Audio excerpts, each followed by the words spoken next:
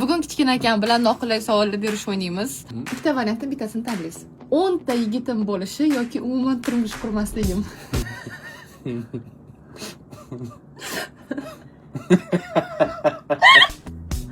Ayso'ra. Turmush qurmay tur hozircha. Turmush qurmayman, umuman deyapman. Yo'q, boshqasi. Bo'lmasam unda 10 ta yigitim bo'lgani yaxshiroq. Bo'pti, javobini oldim. Kechasi uyga 3 ta kelishim yoki umuman uyga kelmasligim. Aya bu qiz bola qanday bo'lib qoladi bu? O'zim borib olib kelaman shu. 3 ta kelamiz. Birga qaytib kelamiz. 3 ta. Burnimni operatsiya qildiraman yoki labimni shiraman. Ikkalamizga bir xil. O'chada burnimga qarang, yalmog'iz kampirligim yo'q. Demak, labimni shiraman, to'g'rimi?